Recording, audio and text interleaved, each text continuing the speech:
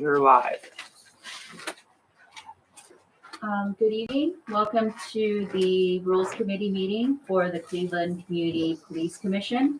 It's Monday, March 13th, and we are starting the meeting at 5:03 p.m.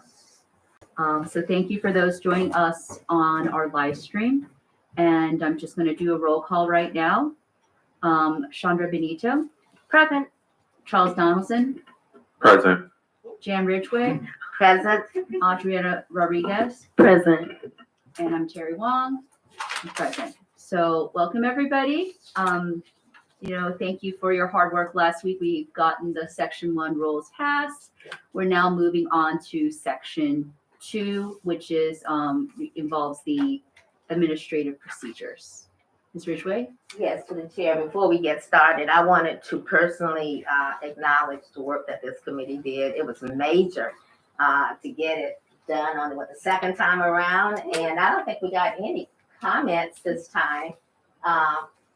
Thanks to your leadership, but also to the work of each of the members of the Rules Committee. I thought it was amazing work, and it was very controversial. It had the potential to be very controversial, but we were able to do that in a way that it got passed the second time around. So I just wanted to acknowledge that personally, to go on the record. So Yeah. Thank you. Thank you. Well done, everyone. Well done. We'll continue because we have so much more. They thought that we were not the exciting committee, but we are. So we have no guests here, and we do welcome guests in the future if you would like to attend. And so we'll just move on to the new business. I hope everybody got a draft of the administrative procedures. Thank you to Mr. Goodrich for putting that together. I just picked out some of the sections that we can do. The other ones are a little bit somewhat legal heavy and everything. So I thought we'd start out with some of the latter sections. Section 2.10 is not on here because that is for the Grant and Budgets Committee to determine. So I thought we start out with 2.7, but maybe not go in order to 2.8 because that probably requires the most discussion, and then skip to that 2.9 and go back to 2.8. That's okay. Unless people have other thoughts. Ms. Benito? Yeah, I just had a quick question. So is this the entirety of, because I know it was mentioned that some of it would be redacted. So is there more than section 2.10, or is there just some of it already redacted in this? Through the chair of the commissioner, it only goes to 2.9. The only part that was left out was the draft of evidentiary hearings. Oh. So that was 2.6. Okay, so Just another question to the chair before we start. Just in terms of intent and how we move this forward next time, because as we jump around, we aren't going to be able to present, full packet. So we don't expect to present this section 2 to the full commission anytime soon. Not next meeting anyway, right? probably not. To the chair, you don't have to get through this whole thing before you present it. My recommendation is you polish a part up that you want to be a completed product and send it one section at a time this time. And, the bylaws had a need to be adopted as a whole, but this does not. Each one of these are kind of standing in independent sections. So as you work through one and you think it's good, when you're ready to take it to the full committee, you can just make it easier on yourselves by introducing it one section at a time. Mm-hmm. And I also picked these sections because we just had a little bit short turnaround, so I didn't know people had time to process it. So these are the sections that are pretty straightforward that may hopefully we can get through these. And I think that'll be quite an accomplishment. If we have more time, we can move back to 2.1. So let's start with 2.7. Did everybody get a chance to at least do a quick read of everything to get situated? So 2.7 has to do with the Brady Giglio list. Perhaps, Mr. Goodrich, could you explain what that is to people that may not be familiar? To the chair and the people listening and the commissioners. So this came out of 115.5, the community is aware of the fact that there are two court cases, Brady v. United States and Giglio v. United States, that has to do with an officer's integrity and their ability to be a witness in a case. So you'll have some more legal training on this in the future. And this section doesn't go deep into the legal case and what exactly it means. And the community will find out as we read through this. But those cases set standards for how an officer is identified and what both the department's role is in identifying officers who might have, as we discussed, conflicts of interest, or for instance, we'll give the most commonly held example, right? If an officer is arrested for driving under the influence, can they be a reliable witness in a case when they arrest someone else for driving under the influence? And so that's what these cases have dealt with, is questions like that. Is how does is that discoverable? So if you were defending that person that the officer arrested, right? These cases say that is discoverable, that the department and the prosecutor have to disclose that officer was in fact arrested for DUI themselves and may not be eligible to be a witness in this case because of bias, right? So we discuss bias a lot on this commission. That's part of Brady Giglio is an officer's bias, and if they're proven to have that bias in certain aspects of their job, how can they be dependable witnesses in those aspects? So frequently we see DUI, domestic violence, things like that. When an officer is involved in those things in their personal life, can they then enforce them in their professional life? So what the courts have said is that the prosecutors have to keep a list of known officers eligible or who may have issues related to these Brady and Giglio. Further, now the citizens have asked this commission to also maintain a list on our own website. So that's going to require a great deal of coordination and effort on our parts in the future for how to establish that. I don't think there's anything like that comparable from what I found in the country where there's an oversight board or someone beyond the prosecutor's office charged with also maintaining a list and putting it out there for the public. So I hope that kind of answered your question. That's a very high level overview of it. What I know about what happens now is there is in the prosecutor's office in Cuyahoga County, they do keep records, and what they do is send letters. So it's kind of a discussion between Cleveland Division of Police and Cuyahoga County prosecutor and who has ultimate responsibility. But what they do is it's kind of a circle, right? So the police will say, we think this officer might have a problem, or the prosecutor might tell the division, we think this officer might have a problem, right? And it can go either way, but ultimately it goes back to the prosecutor when one side confirms. The prosecutor then makes a final determination and they'll send back a letter.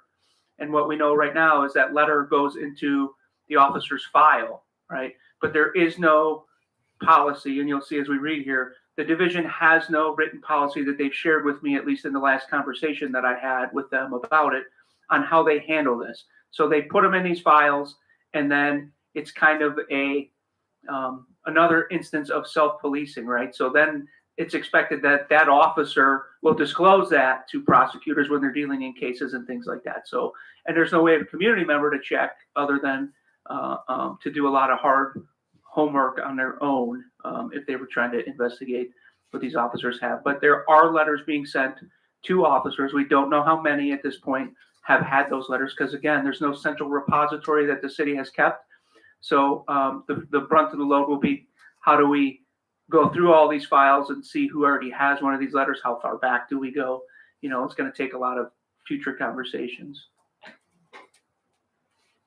Ms. Ridgway? So to the chair and to Jason, and I guess that's my concern about this, that I'm very uncomfortable, you know, if we decide to move forward with this, that this statement and then in paragraph, it says the commission must undertake this duty as to all current police officers, including information predating this section's effective date. So I had written over here with a question mark, what's the process for doing that? You just explained it. But then we haven't, there is no process in place. Can we move forward with this knowing that there is no process? When it says that we have, that's our duty and it predates this section's effective date. Yeah, and that's in 115 itself. So if you want, I can read what the law says we have to do here. So soliciting, gathering, compiling, organizing, maintaining, and generally updating information on individual police officers whose career records or personal history merit designation or disclosure, even reasonably arguably advisable under Brady versus United States or Giglio versus United States, and those cases progeny. Ensuring that the Division of Police and municipal, county, state, and federal prosecutors disclose such information at the beginning of the discovery process in all criminal and civil cases in which such officers could be witnesses or are parties. Making such information readily publicly accessible on the city's website, and publicizing and devising means of public accountability for failures in the Division of Police by the Chief of Police, by the Department of Law, by the Cuyahoga County Prosecuting Attorney, or others to track, identify, maintain, organize, and disclose such information. The Commission must undertake this duty as to all current police officers, including information predating the section's effective date. So that means we have, under the law, the citizens have asked us to go backwards. So not just since we've been seated, say, well, who gets Brady, Giglio from this point forward, but also do a deep dive into past records to see. So there's a lot in here that I have no doubt is going to be contentious, right? So as we move forward through this thing, the only thing I recommend in the rules at this point is that we, start working on it and make a commitment in the rules to start working on it, right? So that I don't think I went into detail in here about how we're going to do it specifically, right? What I say is, if you adopt this, that means let's get to work talking to the division about this and what we can reasonably accomplish, and try and set a timeline on looking ahead when we might have at least a general idea between ourselves, the division, and the prosecutor's office, how we can get this started, right? And that's the simplest form. So that would be, in my mind, how do we just even start finding letters that already exist? Ms. Medicio? To the chair, is there a reason why we didn't make this one of our standing committees? Because it seems like this is going to be something that, not only will be a big undertaking on the front end to find information about the past, but will be an ongoing project. So I know at the end of the section, I'm kind of jumping ahead. It says that the co-chairs will determine a committee, but it doesn't seem like it's going to be an ad hoc committee or a work group. It seems like it's going to be something standing. So is there a reason why we didn't make it a standing one?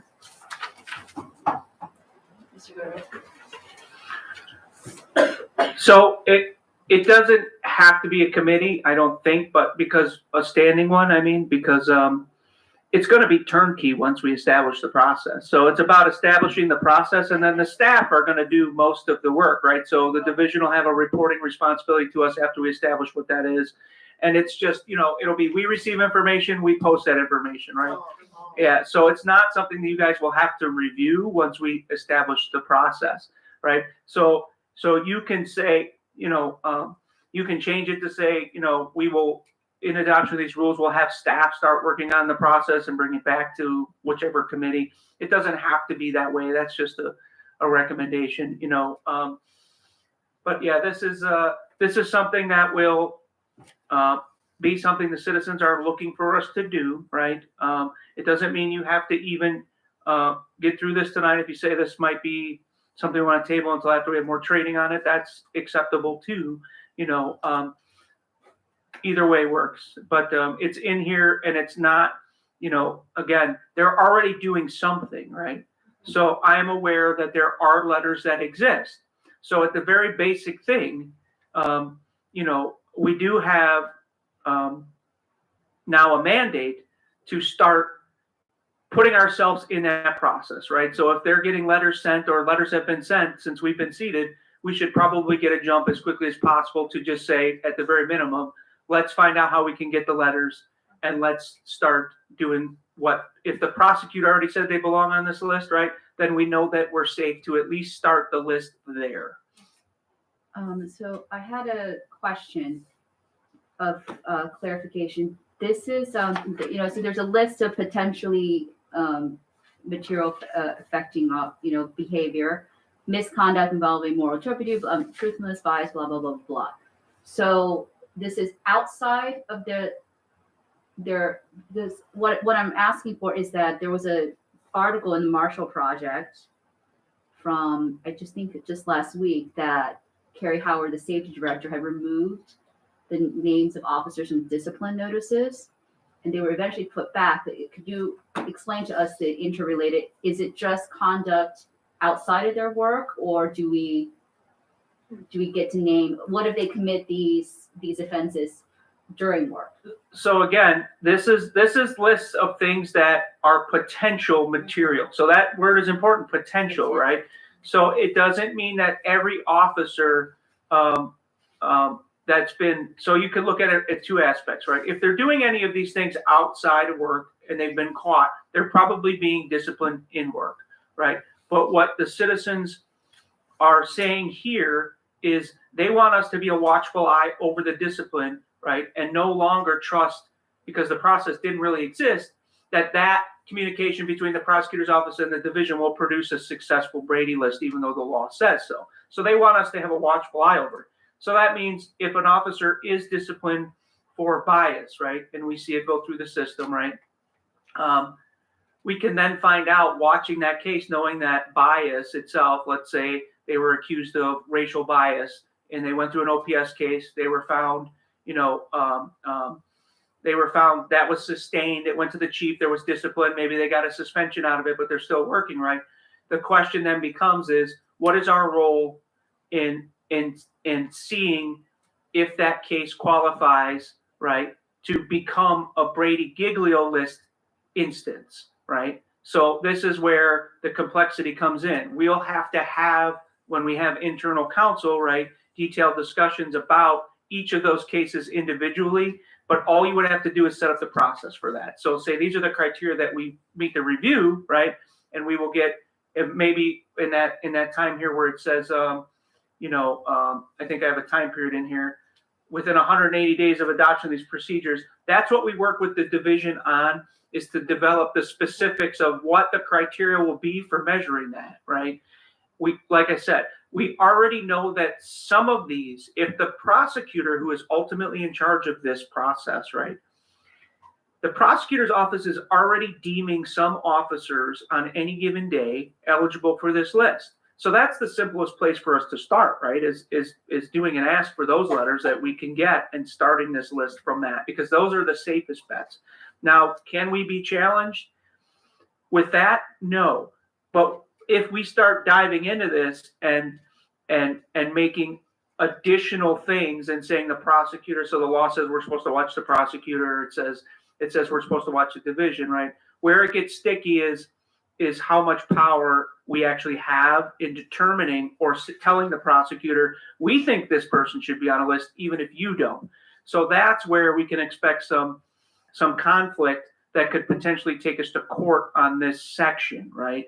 Because that's a big thing. We're saying, this officer isn't a credible witness. So right now, I recommend we just start with the minimum on that. And the prosecutor is already saying some Cleveland Division of Police officers aren't good witnesses. And I think at the very minimum, we have an obligation to get that list out to the public as quickly and efficiently as possible. So that would be what I would say consider in the rules. So, in reference to my other question, so Carrie Howard returned those names. Are those names available to us for the previous OPS? So all discipline is public record. Yes. So removing of the names was an internal thing. It doesn't mean the public or us doesn't have access. And I'm sorry if I missed that point in your question. We see we get already, we're part of the process. So all the discipline is sent to the staff here. All the disposition letters, those memos are sent, so we can see the officer discipline, right? But this isn't just about discipline. This is about the discipline happened. Then the division is supposed to have a conversation or let the prosecutor's office know about a particular piece of discipline that might fit in that criteria. Then the prosecutor's office would make a determination, right? if that harms their ability to be a witness in a case. So it's not just every officer who gets a discipline automatically would be eligible for the Brady Giglio list. So it's a complex subject. And if you're not comfortable with deliberating that until we've had more legal training on it, then you can just say, we'll move to this section or revisit this section if you don't feel comfortable with these rules as you read them now. Any questions? I have one, but Mr. I know your Donaldson? hand is been up. No, my question was similar to Shonda's question, so it pretty much got answered. I just wanted to make sure that this final paragraph was something that we could edit and kind of fit to our needs, but it sounds like we can, so that was it. Thank you. Yes, Which way? to the chair and also the committee members. There are lots of unknowns in here that are, and that's the piece that I'm a little bit concerned about if we were to move forward with it without clarifying some of this, because we're going to get the questions at the full commission meeting and we need to be able to respond. But there are a couple of things that, and you clarified this real well, it's the process. The commission must undertake this duty as to all current police officers, including information predating this section's effective date. And my question was, what is the process for determining that? That's what you just shared would have to be developed. And then the other part of that was at the top of the next page, the second line, that the citizens of Cleveland have charged the commission with managing a list of Cleveland Division of Police officers who may qualify due to past history and behavior. And my question, what does managing mean? It's one thing if it's just maintaining a list, but sometimes that term managing, it has a little bit heavier connotation.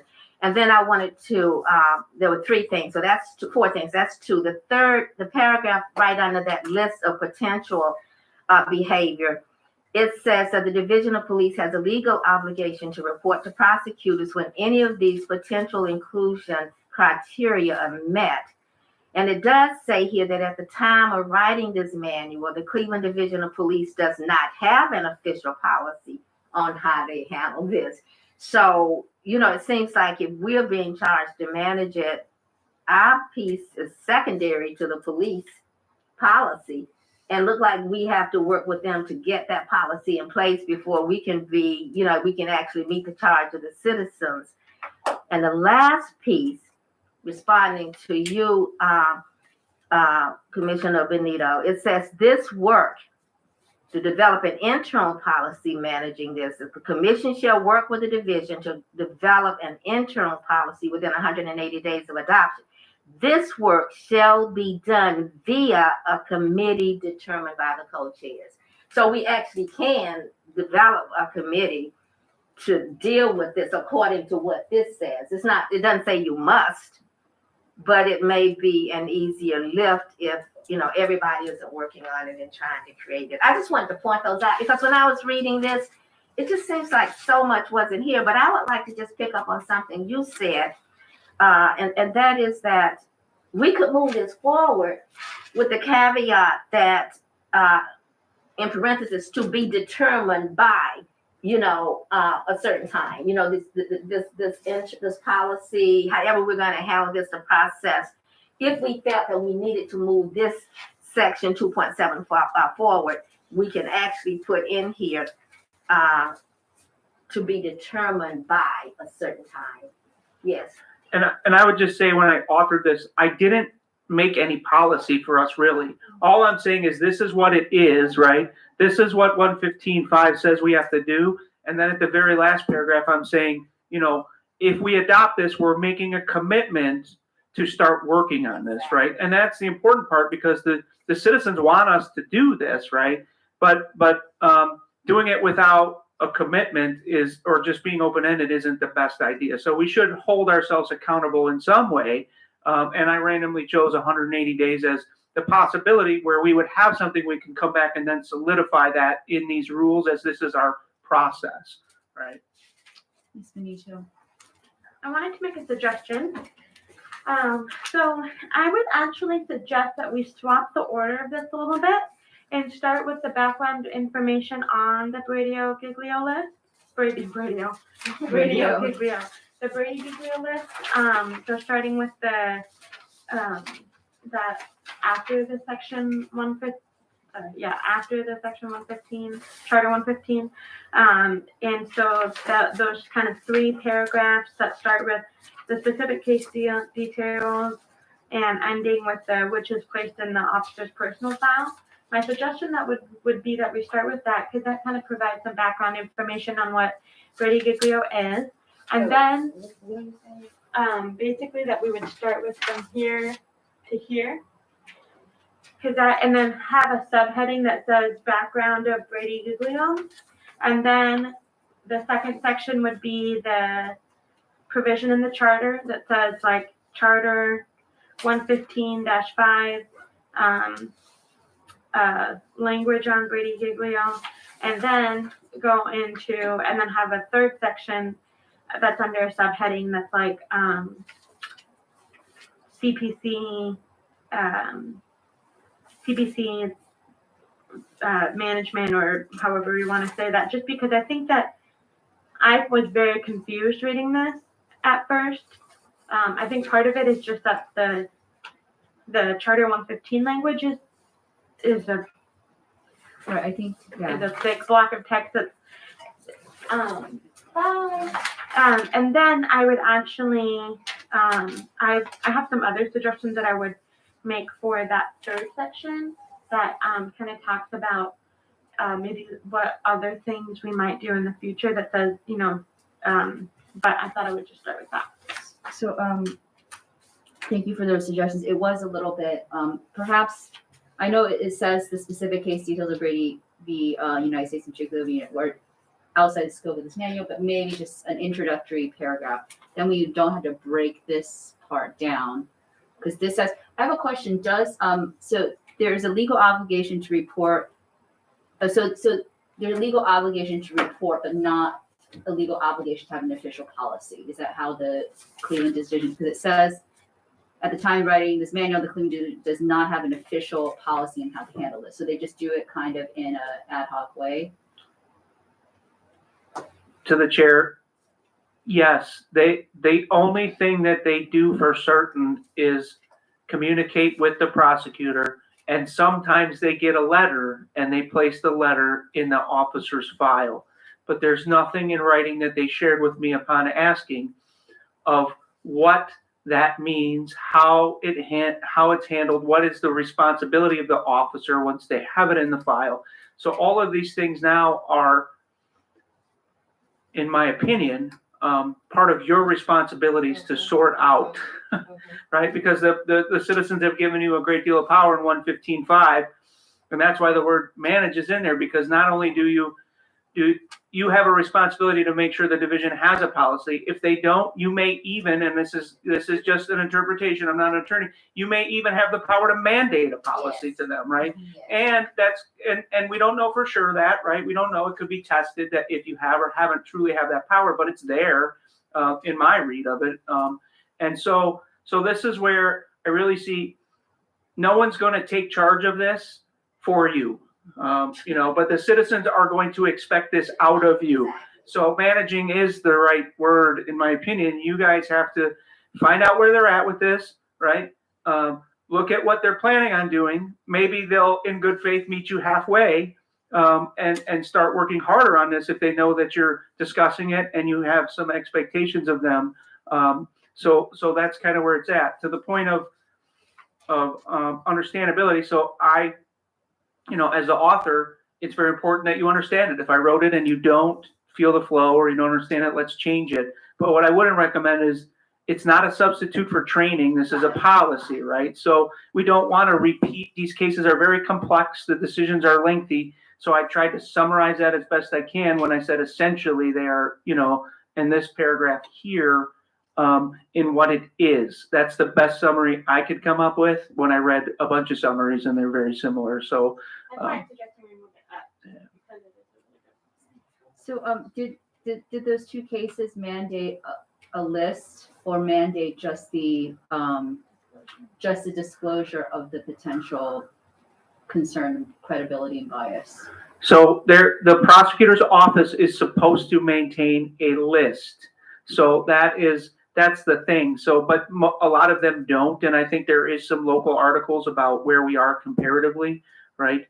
It's not a common practice, even though it's a court case, from what I see. And this is the result of citizens becoming aware of something that they want to see actually done, that the courts have already said should be done. And not only that, they recognize, and that's one of the controversial things in here. We don't have power over the Cuyahoga County Prosecutor's Office. This does say here that the charter gives us the ability to, put pressure on them. But I don't think if we went to the prosecutor's office and demanded they do something that they would, we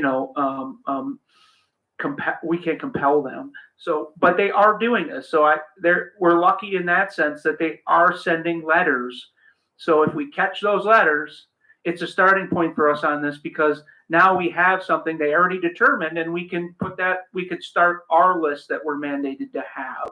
So the sooner we go through this and at least say that in the rules, the sooner this office can start looking for those letters for you, so that you can tell the citizens confidently that you're beginning your work on something that's important to them. So that's the only reason I would encourage looking at this and at least coming up with something, if nothing else, saying, in your rule that you pass, mandating the staff start asking for those letters, be in the receipt process of those letters, and then we will determine, how we publicize those letters.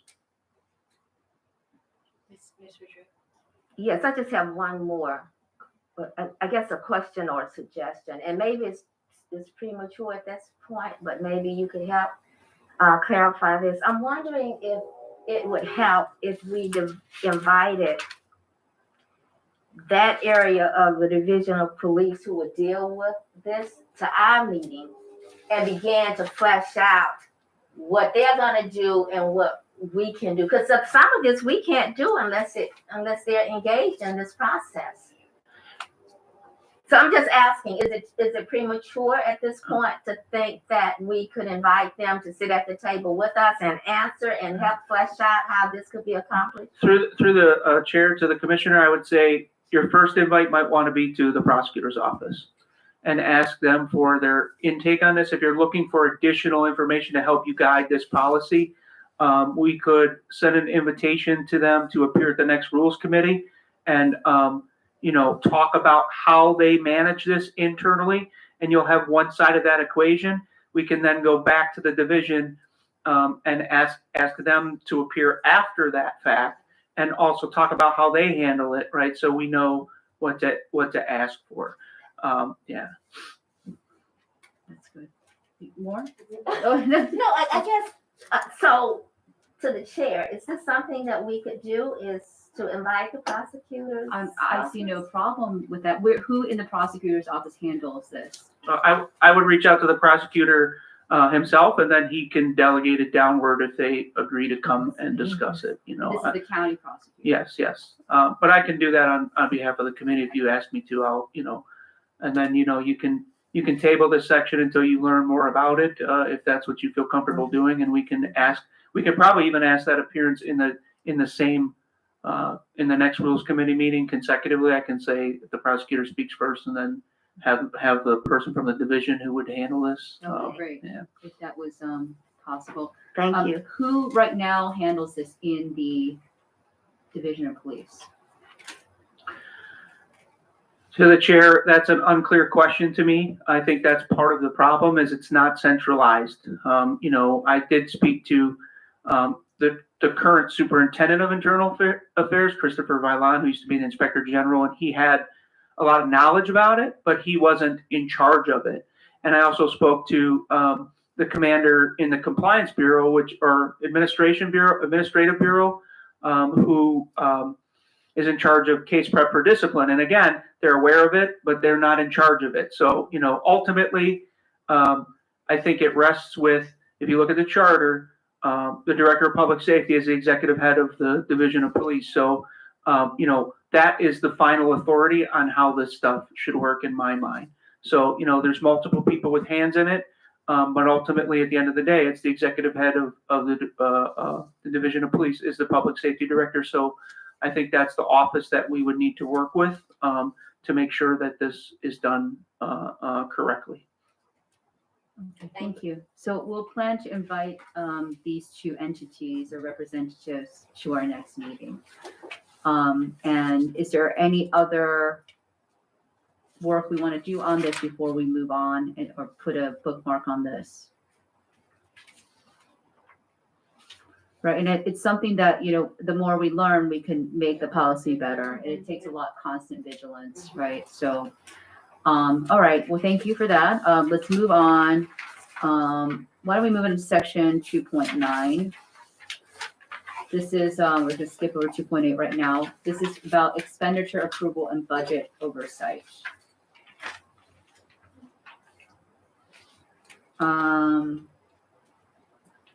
Do we in any way want to read any portion of this for our audience to get them situated as to what we are discussing, or is there general?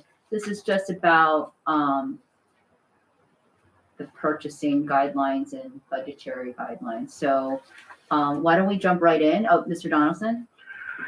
To the chair, I just had a question. So sections 2.9.1 through 2.9.5, did those come from some sort of policy that has already been established? I just wanted to make sure.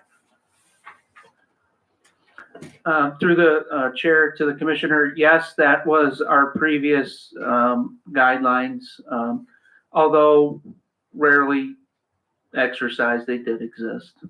Yeah. All right, why don't we jump in to when we go in order? If there are any questions. So the first 2 points. So some of this we already know, like the executive director has conditional discretionary authority over parts of the commission's budget. We know about salaries, training, professional duties, operation, content, material supplies, interdepartmental service charges. 2.91. So these are the commission, if there's pre-budgeted expenditures, bid not required if it's less than 1,000. So if it's $999, Mr. Goodrick. So just a broader overview first. So this kind of generally follows purchasing and procurement rules that are already in place citywide, but they're just reinforced here. And then it also puts oversight, of the budget committee, so that the executive director, whether it's me or another person in the future, can't just spend, whatever they want to spend on whatever project without having some rules where they have to come back. So I'll talk about that real quick. If you'll give me the liberty here, maybe it'll help move this conversation forward. So the biggest thing is it budgeted or unbudgeted, right? Sometimes, as you heard in the training and at the council hearing, right? So our operational funding, not salaries, right? We can move that money around, right? There's some play there. So if we had an exorbitant amount of money, for instance, for office supplies, right? But we wanted to send someone to training that cost $500, we could, but we were out of our training money. I could move that money from office supplies to training to get somebody to a class they need to go to, right? So that's kind of the thing here. So what we're talking about is pre-budgeted expenditures, right? Things that we've already agreed in the line items that are low cost, and there's no city bid required, and there isn't one for under $1,000. The obligation there is I have to get some quotes, right? And do due diligence in shopping. And the way we look at that is going back up here. I think we skipped over something that's a little bit important, and that's the criteria for all purchases should be they have to be reasonable and serve the mission of the CPC. They have to be cost effective. They have to be ethical and lawful, right? So those 4 things are important when you look at the entire how we spend money. So the cost effectiveness comes in here. We do have to shop around, but these things would be where you don't want me to have to come before the committee every time, we have to buy something, or you need some supplies, or we're going to get some food for a commission meeting, right? That would be an extra amount of work that's unnecessary. So where does that come in, right? Unbudgeted, there's just some notification things there, right? So let's say I wanted to spend $999 on something that was in an unapproved line item, right? Didn't exist in the budget when you approved it. and I needed to move money to do it. So maybe a piece of software or a new piece of equipment. We didn't budget for it, but we can move money to do that. So if it was $999, what this is saying is I would send it just a notification, right? Say, hey, it's only $999. It doesn't require an appearance before you. I'm going to just shoot you a quick email as a budget committee chair and say, hey, I want to spend this money. And it gives a little bit of time in there, 24 hours leeway. If somebody has a serious concern or question, they can shoot that back, right? And start that conversation. And we've done that. They were called budget notifications. They're just emails so you can see what's being bought and purchased here. It doesn't go to the whole commission. In this instance, it's going to be the people that are on the budget committee and serving in the chair position. So there's just somebody watching the spending, right? As you move down and the cost gets more expensive, if it's an unbudgeted expenditure and it requires an RFQ, I would have to appear, or a staff member would have to appear, right, and say, this is the project, this is what we want to do. And that's rarely driven by me. So that doesn't happen very often because most of these projects are going to come out of committees. So it'll be actually the committee chairs pitching to get approval for these projects that they want to do if they're not in there. So that's just what the thresholds are. And it doesn't really happen where we'd have to appear again unless it was something that, and the biggest part where you'll see that is when will you see appearances or requests back to the budget committee for a vote, right? If you're spending over $10,000, we put it out for a professional bid, and it's going to be from that line item that says outside professional services. That's kind of undefined for projects or consultant money or whatever it may be. That's where you would want the most oversight, right? And you would want it based on commission business and committees that are asking to use that money to advance their business. So, Ms. Benito? The chair, sorry, to go up a little bit to before that section, under the list of items that the executive director has discretionary authority over. I was unsure what the other training and professional dues. I'm assuming that's a budget category from the budget that we passed, but I just wanted, is the other referring to staff versus commissioners? And then is there a separate commissioner training budget that the commissioners have authority over? Or I just wasn't sure about that. yeah, so that's a good question. We could clarify that. If it's staff training, professional dues are the organizations we're part of. I mean, so you guys will say, I want to be part of an organization. We'll tell you how much that costs, not individually, but as like Nate Cole's an example of what that is. So, but yes, other training would be staff training and things of that nature. So we can clarify that, staff training is discretionary, commissioner training, you guys have to decide that. But we've always done that as practice. But if you want to add that, commissioner training needs to be done in a different method, we can. So how do we feel about that? If we want to make that change, or I want to make sure. I think there's. To the chair, I think one of the things that would be helpful is for the executive director, if we have a list of organizations that we are automatically, as a commission, that we join on a regular basis, it would be good, I think, if we saw what those organizations were just for our own benefit. And because I'm pretty sure there are some that we would do each time, whether it was a year's membership or whatever, and there may be others that pop up where we would need to discuss whether we are, or you may decide that this is another one. But if we could see a list of those, I think that would be helpful. I think when I looked at this whole section here, this 2.9, I saw a major connection between the executive director and the head of the chair of the budget committee. In a lot of these instances, it requires, that they talk about things or check and balance or whatever. And because we have the chair of the budget, right? Am I in the right one? Yeah, budget here on this group. I think it might be helpful that the two of you also look at this and bring a recommendation back for us to move forward with it as an approval as well. Because there are a couple of things in here where it must go to the budget chair, and then there are others that it doesn't. You know, it's more or less a check and balance system. So I don't know if you had any questions when you were looking at this. So I don't. Thank you so much for that question. So I do not, but if your question is if you want me to review it with John as well, is that what you're saying? I forgot we have two chairs. Yeah. And what I would say is this is like standard procedure overall. So, I mean, I can talk it over with him if you would like, but I think it's standard procedure once I reviewed it. So I personally do not have any comments or concerns because it seems like it's standard.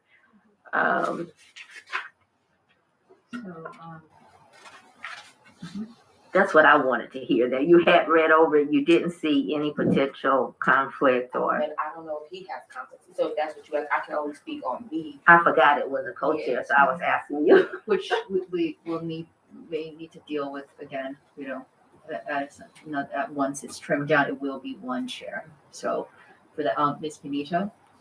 I was gonna suggest that we change the other to staff training. And then one question I had was, so any discretionary funding, I wanted to see if it makes sense to create a process for, let's say, commissioners say, there's a commissioner who says, gosh, I really think that all of the commissioners should receive a copy of the book Trauma Stewardship, or that I think the subcommittee should receive a copy of the book Trauma Stewardship. Maybe there's a working group on trauma and police officers. Are there ever processes, or another example might be the NACOL conference, and whether, you know, some commissioners are gonna go. Are there situations where the commissioners might request a purchase of something, or, and then if so, would it make sense for us to create a process in here for how that's done? To the chair, through the chair to the commissioner, that's how most things get spent, is the commission says, you know, somebody wants this. I think that's done through committee. It's usually not an individual commissioner that comes and says, you know, I want to spend money on a particular project. So I would say when we do budget cycle, and that's when committees will have to sit and think about everything they want in the next year, right? So we'll go through that exercise this year and get a good feel for how that works. So each committee will dream up what their projects are for 2024, right? And we'll talk about what might need money to get those projects done, and we'll build it into the budget, and that's what the committee will draw from. To your point about like buying a book, it depends. Depending on how much that book will cost in its entirety, there's different city rules we have to follow, right? So it's not always that simple where we could just say, I want everyone to have a copy of a book. Now, training wise, that would go through budget. So I'm already working on, eventually, probably in the next couple of weeks, I'll put out an interest email on who wants to go to NACOL. And then we'll see how many people are interested, but it's a budgetary issue, really. I mean, we don't have the money to send everybody. So we'll get a cost of what it is. And then I think the budget committee will be the ones that have to come up with a process for how, who gets it. It's typically not that competitive because people have to take almost a week off of work to do it. So, you know, I don't expect you're going to have a super high list, and we have enough money to send probably a couple staff and every person each year. So the only time it would really be an issue is our budget is tight. And I think we have more than enough this year for training and ed that we should be able to get anyone to NACOL that wants to go. So the first step is to build an interest list. But most of those requests would go through budget if you're a commissioner and you want to make a request, you know, but I would suggest you work with staff to get that priced first, and then we can introduce it to the budget committee and say, if it's in these thresholds. If it's reasonable and it's already pre-budgeted, then we can just follow this and we can get it for you. You know, if it's in this criteria here, if it's reasonable and serves the mission, it's cost effective, ethical, lawful, and then it's already in one of these sections where it's passed, we can just do it. You know, that's what that's for. The tipping point is, this is the most important thing in here. Any purchase above $10,000 requires a proposal to be given. That's the checks and balance thing, right? Anytime any committee works with staff and we say, oh, this is going to cost, you know, $11,000, we have to go to committee to ask for that appropriation, right? And most likely that's going to come from outside professional services because we need a supplement to get things done. To the chair, to the executive director, do you think we need something in this list of policies around that, or is that something separate? I think it's primarily a checks and balance on staff, and you want to be able to make sure that your staff has some spending rules and some accountability. You know, that's mostly what this is about. I don't think we should overthink it. I think it's a show. I think it's important to have something there that puts some rules of the road, and we can always tweak it if we run into a problem. But it's been in place, to Commissioner Donaldson's point, this has been in place for a long time, and rarely is it picked up and dusted off, because most times we're going to be very, careful how we spend money anyway, and it's going to be a conversation when we spend a lot of money between everybody most times. So I do have a question. In 2.9.6, it says appearances before council. Will there be a notice? How will we know when this has to occur? So that the charter tells us that. So for instance, if we were going to apply for a grant of over $10,000 as one instance to receive money operationally, we would have to go before council. Some of these big requests for proposals, if we wanted to do, for instance, I don't remember the number off the top of my head, but let's just say we spent $50,000 on a survey project to reach as many households as we can about a certain issue, right? At that number, legislation is required.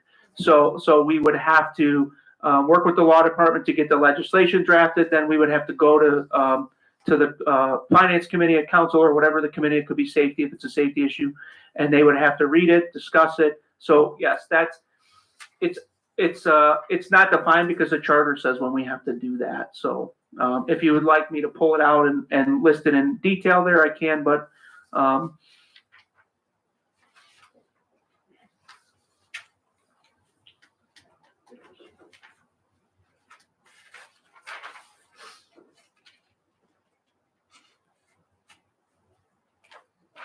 Do you have any more concerns about this section? To the chair, not a concern, but I just wanted to mention this paragraph on scoring, RFPs,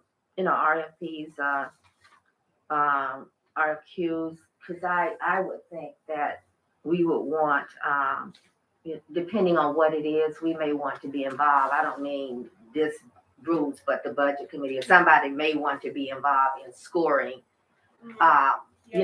the responses. And if so, I just noticed on here, and I had noted this, that if so, that has to be, those scores, you have to declare the intention to serve as a score before it is sent to the city. So it was good to put this in here, and it just brings attention to the fact that if there is to be some participation from somebody on the commission or the budget committee, they just need to be aware of that timeline on there. So I just want to bring that to the attention of the rules committee.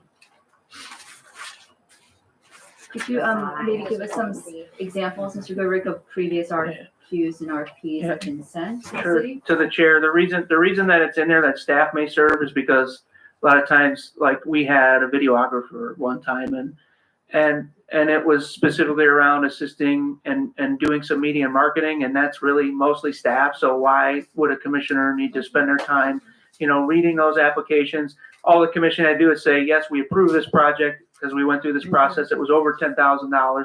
They said, yes, go ahead and do it. But it would be a waste of their time to come in and read all those applications and score them. So, but there are other projects where the commission exclusively wanted to score, when we were looking at outside professional services. Now, if there's only one commissioner, they'll probably ask staff to come in and supplement that. But when it's a committee job, right? When it's something coming out of a committee, let's say outreach committee wants to do a survey. Again, surveys are good examples and we want to have a professional surveyor do that. It may be that outreach committee serves exclusively as the scorers, and we'll work that out before we send the RFQ over, because a lot of times they need to see the score sheet and people look at that in finance to make sure that it fits and that they know we have a fair process ahead of time. So that's why that's in there. Sorry, any more concerns about this section before we move on? Okay, thank you. So we'll go back to 2.8, which involves, this is the media section about public speaking, commentary, and media relations. And this will basically determine the general procedures and guidelines. I think it's good, obviously a lot of this is common sense, but it's good to have some guardrails up, especially for crisis communications, and to know if we can all reach an agreement as to the flow of information and the flow of communication. So, could you, again, Mr. Gurr, give us some background and maybe anecdotal evidence of when this would be applicable and why you framed it this way? Sure. To the chair, let's start with the beginning. We mentioned, the value system, transparency, and flow of information, right? And data are vital to police reform. So stating that is something that I think is important. And we are a key source of information to the public, right? So they're going to look for us to be able to deliver that information and data in a timely manner. So that's the first thing to this, is being timely and efficient in a world where media and stories move so fast, right? So that's one thing we want to be sure we're able to do, is be responsive. I think we saw a little bit about how hard that is when we tried to get a statement out in the past. And so you have to give yourself the tools to be able to be reactionary, quickly form things without having to take it back to the whole body as a whole to discuss or approve every time. So there's an element of trust in all media relations and public speaking policy. So that's important too. And that trust is primarily between commissioners and then also between the public and the commission. So in general, commissioners and staff shall adhere to these guidelines when speaking in an official capacity. This is important too. We want to be transparent and let factual information and data flow. Provide information and data, not narratives or rhetoric. Don't volunteer information that's confidential. This diminishes the esteem of the commission and harms public trust. So those are some guidelines that I've taken over the years from different things. And we ask this of the division too. So we have to hold ourselves accountable in the way we speak and the way we interact with the public. That's why that's in there. Then it comes up the issue of the co-chairs and what their role is. So keep in mind when reading this that we already adopted Section 1, and in Section 1, we've already made the co-chairs the official spokespeople of the commission, right? So what does that mean? It just means when you're speaking on matters of the commission as a whole, I think you'll see some debate about this and what exactly that means, right? So, speaking on the budget because you passed it as a whole, speaking on, the rules because you passed it as a whole, those are within the purviews of the co-chair to do, and as we move forward, typically in the past, co-chairs are become the go-to for the media because the media will understand that the co-chairs are the responsible people for talking. So first crack at media appearances will go to the co-chairs, but it's not always, it's not a firm rule, right? Co-chairs in the past have recognized the need to, okay, let's say this is an issue of police training and there's a chair of that committee, right? They can say, well, why don't you call the chair of that committee, trusting that they're the most up-to-date person with that information. So that's kind of the general how it's worked in the past. Is co-chairs speak, they because the media needs someone to be responsive. And although the executive director has been speaking a lot, and I can say that because currently I'm holding that position, it's not always the norm. It's just it's typically been the co-chairs, right, that do most of this talking. But since we haven't had that position, I've been in the media more frequently than I actually need to be. So one thing about it is speaking with executive director and letting us know when media in advance speaking. That's in there. So you want to let staff know what to look out for, where people are going to be speaking. That's the co-chairs and everyone that's a rule that applies. And that actually came as feedback when we put this out to the monitoring team. This next paragraph where it talks about the commission has full-time staff available to assist with topic research, marketing, media, and so we changed it to shall based on a lot of feedback that I put out before you guys saw this, because they were like, why wouldn't you make it mandatory that everyone speak to the staff before they speak on a topic? And it makes sense. It's not a challenge to egos or expertise.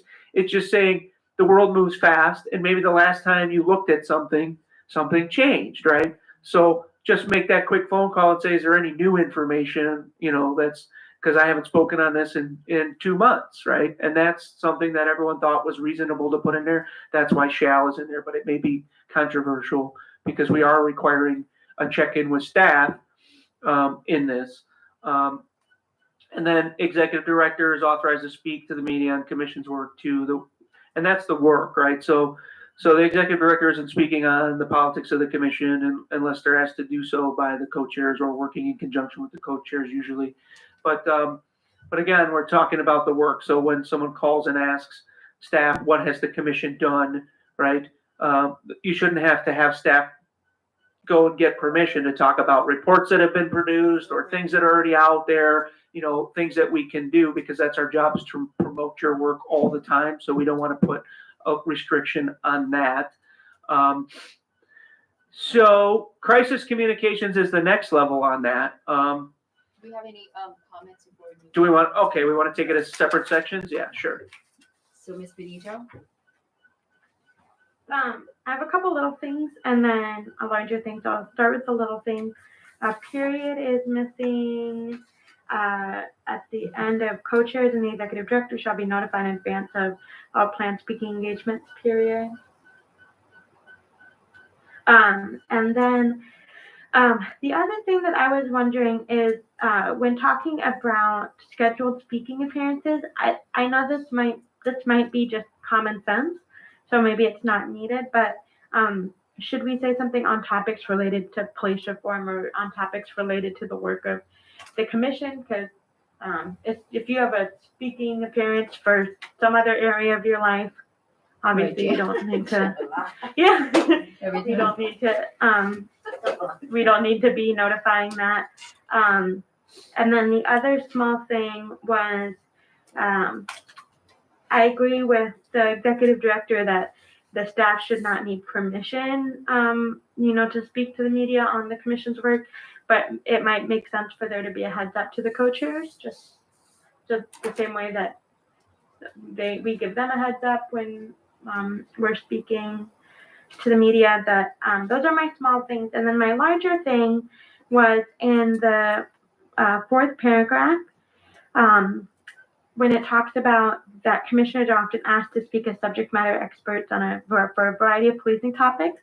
And it says this should be encouraged and supported when these guidelines are followed. So in the guides, I'm assuming this is referring to the guidelines in the paragraph above. However, it says that these guidelines should be used when speaking in an official capacity on behalf of the commission. So are we saying that they should also be followed when speaking to the public, not on behalf of the commission, but as just generally when commissioners are speaking about the work of the commission?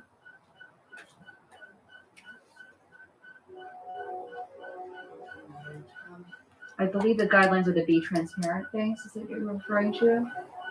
Yes, but So, and it says already that in general, all commissioner staff should adhere to the, right? So where is the conflict piece?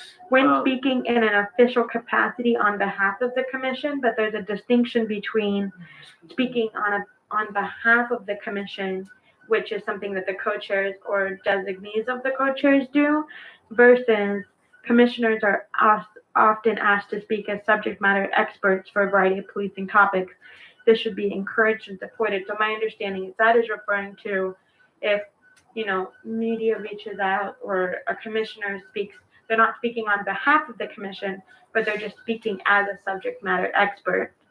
And then it's saying these guidelines should be followed, but the guidelines say that these guidelines are for when speaking in an official capacity on behalf of the commission.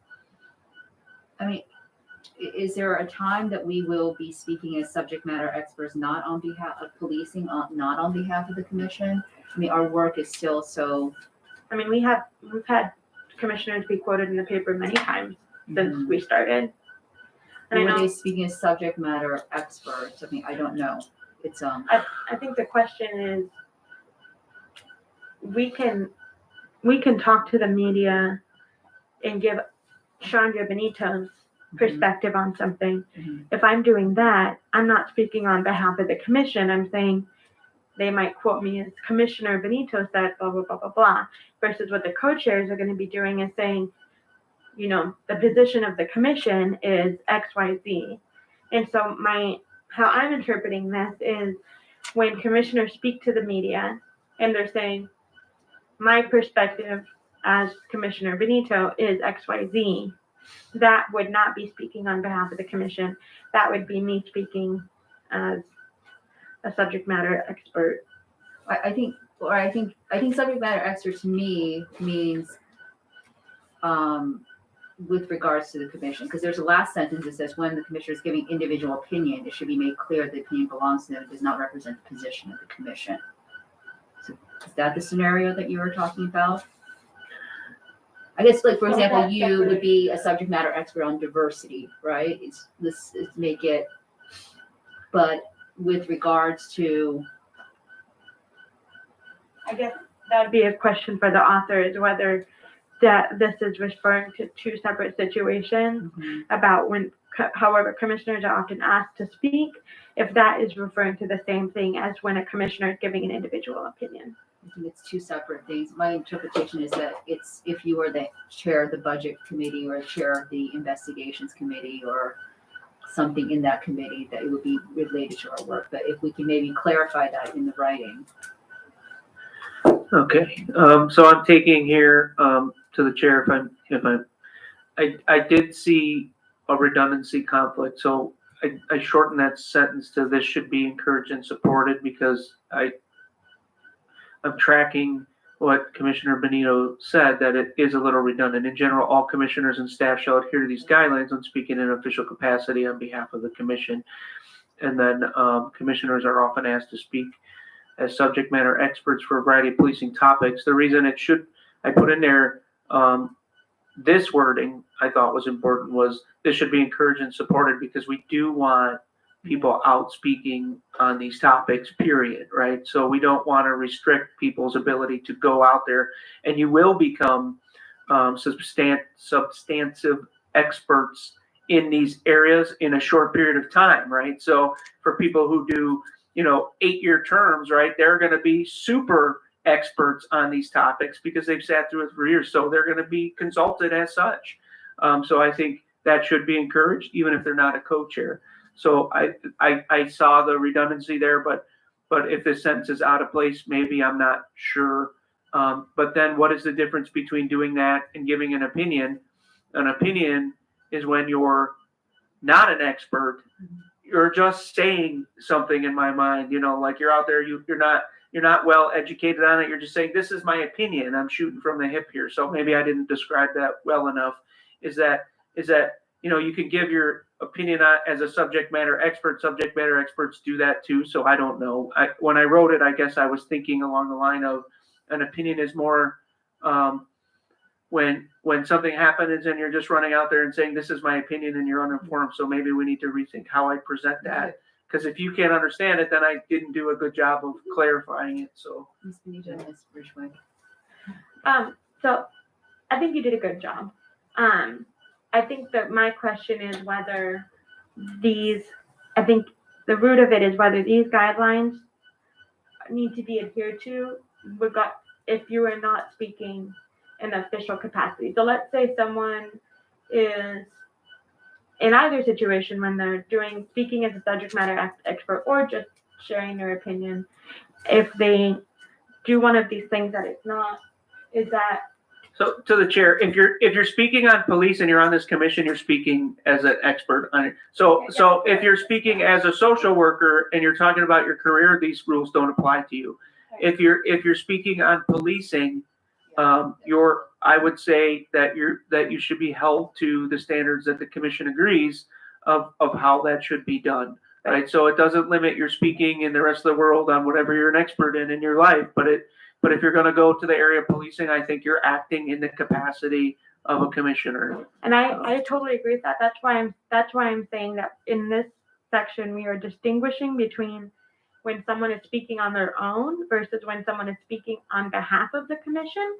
And then we're saying above that these guidelines are for when speaking in official capacity on behalf of the commission. So I agree with you. I just think that we should say when speaking in an official capacity on behalf of the commission or when speaking individually. I had a comment that there seems to be three scenarios, right? And I had wanted to add something about the co-chairs of the official spokespeople of the commission. I think that's common sense what that means, but we may want to put some guardrails up about that, because they can speak also as individuals and also as subject matter experts. But there's three scenarios. So the co-chairs are speaking for the commission, or there's multiple scenarios. They can speak for themselves as opinion. Then there are the commissioners that can speak as subject matter experts. And then the commissioners can speak as individuals. But I think what Jason just said is that when commissioners are speaking, I think to the chair, I think that what the executive director was just saying is that if a commissioner is speaking about policing, they are speaking as a subject matter expert. So I think that point was that those are basically the same thing. But the opinion, I think, is about the narrative and rhetoric versus information and data. To me, when you're a subject matter expert, you should obviously be talking about the facts and the data. You can give, I guess, an opinion. I would probably veer away from that. Probably if we don't know the facts, then I think, yeah. What can you give an example of when you would want to make a personal opinion that would be? it's not about what I Or when we could think of a scenario, maybe that will help us. I don't think we necessarily need to, lay out all the different situations. I think my concern is more about saying that these guidelines refer to are applicable when we're talking to the media about police work, period. And then, I mean, I think they're actually, the guidelines there are good for people when they talk in general. Yeah. That we should be fair and balanced. Ms. Ridgway. Yes, to the chair. I think it's a very thin line there. Because if you're contacted by the media because you are on the police commission, it's going to be difficult to say, oh, I'm just speaking for myself. They're contacting you because you are on the commission. I shared with Jason, I got a call at home the other night. And I said, well, I can't speak officially. She said, but you just chaired that meeting night before last.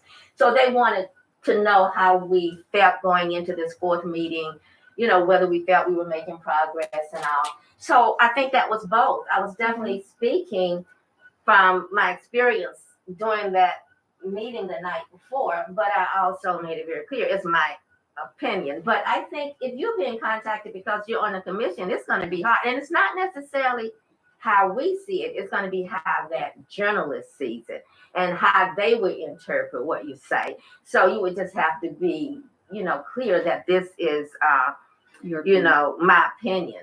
But that doesn't mean it's going to be expressed in the media that way. I just, that's the thing, and I just think that we need to give ourselves a little grace. And I think maybe that has a lot to do with putting the responsibility primarily in the hands of the co-chairs and the executive director to speak, unless they're specifically asking for a personal opinion. I speak a lot. I mean, a lot. I'm going to be speaking at Kent State in April. And some people know I'm on the commission and they're going to ask me questions about it. And there are others who don't know. But sometimes where I'm speaking and what I'm speaking on, the twain can meet. Yeah. You know, you have to be careful about that. So I just think that, I think the one thing that I would like in here, is that statement, you already have that this should be encouraged and supported. But co-chairs and the executive director, I would say that they are encouraged to notify, in advance of all planned speaking engagements. Because a lot of times we go into these speaking engagements and then when it's question time, you don't know whether they're going to be asking you about the police commission or not. And so, and there may be some political nuances in there that we don't know about, but the executive director may know. I don't mind at all just calling the executive director and saying, I'm going to be speaking on this. Is there, if I'm asked anything about the police commission, is there any information you want to share with me? So I'd be informed and up to date. I don't think there's anything wrong. I'm not saying it's required or it shall, but I think it's good that we're encouraged to mention speaking engagements. Instead of shall, or? Well, that last, not the one, not that sentence that says co-chairs and the executive director are encouraged to notify of all planned speaking engagements, because that means that's not even police commission. Well, with regards to police work, right? Or Put something in there that commission-related says work. that, yeah.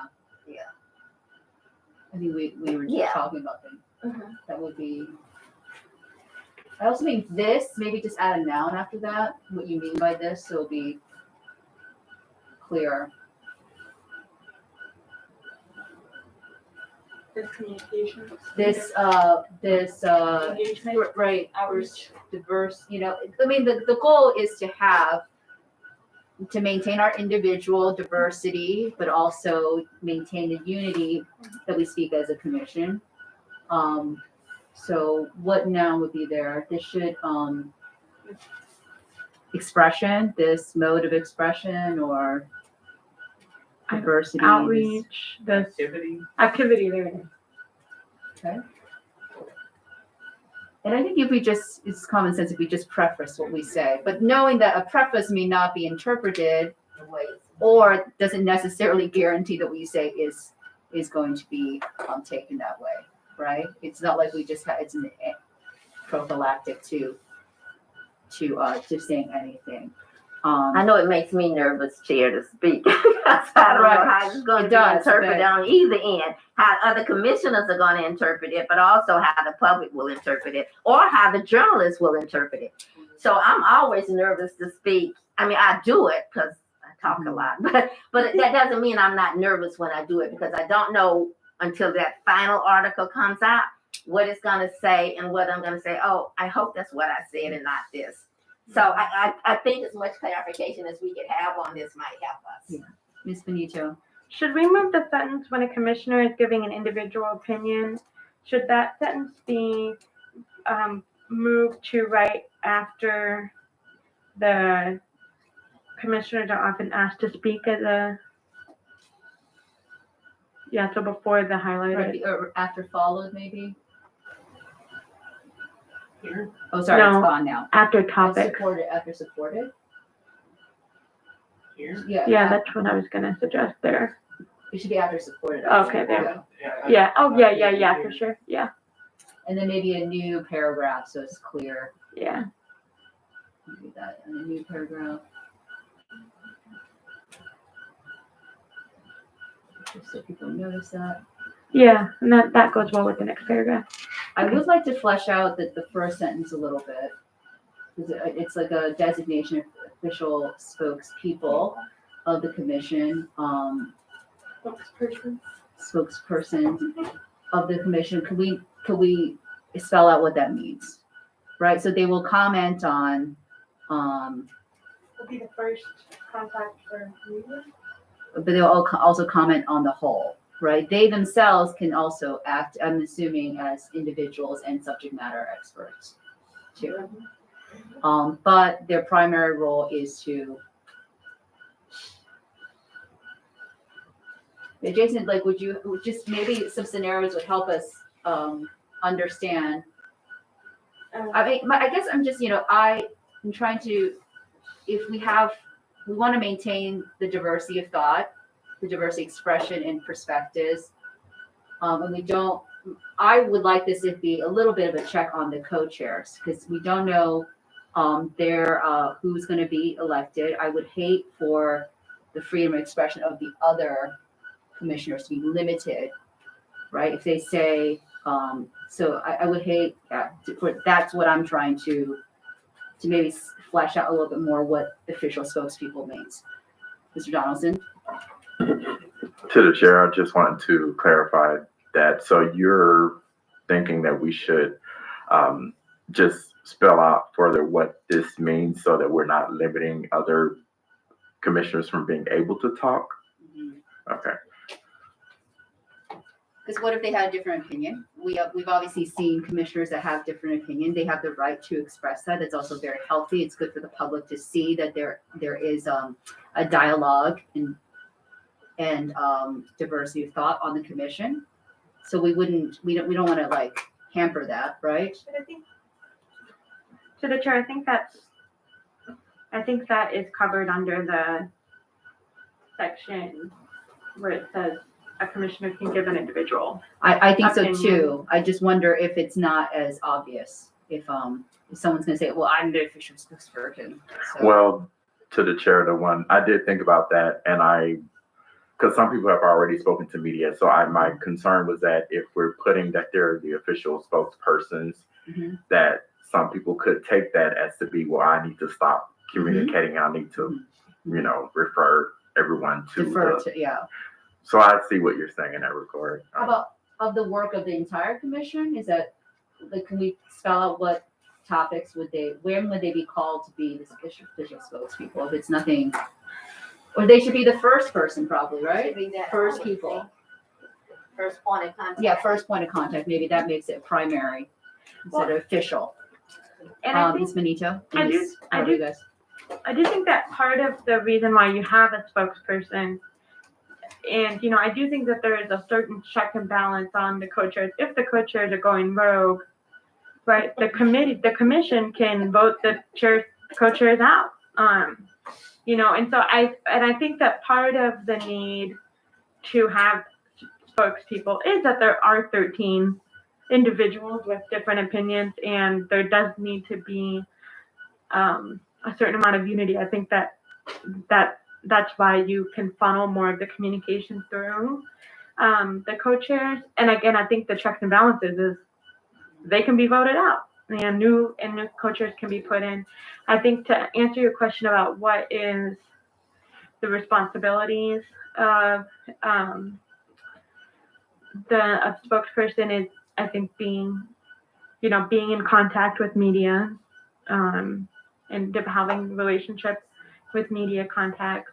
I would say that when a statement needs to be put out, that the co-chairs, it's not necessarily making a public statement, like not publishing something, but Mhm. My other concern, if I may, is that this puts a lot of additional characteristic and responsibility on those two co-chairs. What if we have two co-chairs that are wonderful at everything else, but it's already in the description. It is. So we have to be mindful. It's just a lot of things we have to be mindful of when we select them. I think it's just also the co-chair should be able to say, I'm speaking for the commission as the co-chair of the commission, and I'm speaking as an individual. They have to have that ability to distinguish those two situations. Oh, Ms. Rodriguez had. But I guess I just had a general question about, I believe that we can have an individual opinion, but it should be in balance, because sometimes we may not believe in that collective. So I guess I just need more clarification. So let's say, for example, I may not have agreed with the budget. I would not feel that it was appropriate that I would talk to the media like the budget shouldn't be approved, because even though there's a decision, you're not always going to agree with that specific decision. I would say that. And in that case, so I guess I just need more clarification, because I think in this, it gives us opinion to speak, right? But I do think there should be some unity, and that doesn't always mean that we're unanimous in those decisions, but the majority voted on this and this and this. And I think even if you may be in disagreement, you kind of Mhm. If it's related to police matters, you kind of, yeah. But that, I would say that, and that would be my response too. But, other commissioners may have slightly different views about this. This probably will be a point of discussion, I think, no matter what we have. And we shouldn't micromanage also people's expression, I think.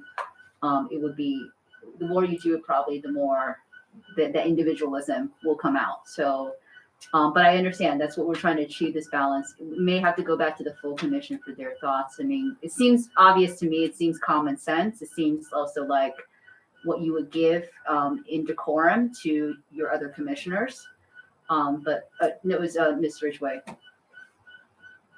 I'm not quite sure what I was gonna say. I think that, where you most often see that if you do a media release, and we used to do a lot of those on my last job, and let's say we have just hired the attorney for the commission, and you give you this information, and on the media release, you would say for additional information, you can contact, and that's where the co-chairs' names would be listed, or their contact information would be listed. Because there are some subjects we don't, this is my opinion, I can do that under here, right? No. So my Subject matter expert.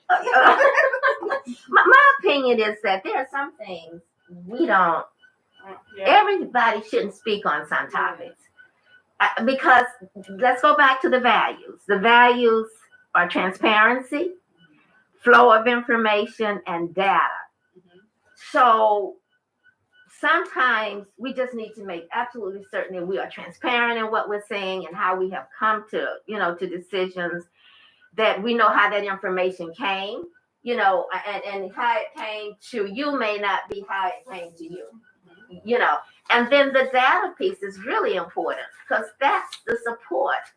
That supports what we do and say. And so I'm going to take sort of a minority opinion and say that there are some topics and issues I don't think anybody should be able to speak on the commission. I think we need to refer to the executive director, or we need to refer to the co-chairs. And the co-chairs can always delegate it to another commissioner. So it doesn't negate someone else being able to share an opinion. In fact, a well-informed co-chair may say, this is budget. I would like for you to talk to the head of the budget committee. Or if it's something about training, I will refer you to the head of the training committee. But we have to be willing to trust that our commissioners are gonna say and do what we should according to these values. And to be truthful, me at some point I'm gonna start talking about, I won't say beating a dead horse, I'm sorry. but sometimes, but what I'm gonna say is that we aren't gonna be able to put every qualifier in here. We aren't gonna be able to do that. So we just need to focus on the most important things and go with it that way. Mr. Mijo. I don't think you're in the minority with that opinion, Commissioner Ridgway. Just to go back to the original ask by our chair, my suggestion for wording would be, I think we have it there as the general work of the commission. I think if we wanted to be more specific, we could say the general work of the commission, e.g. Decisions made by the commission, like the work, the policies, there was another thing, decisions, activities, and like events or actions, something like that, if we wanted to be more specific.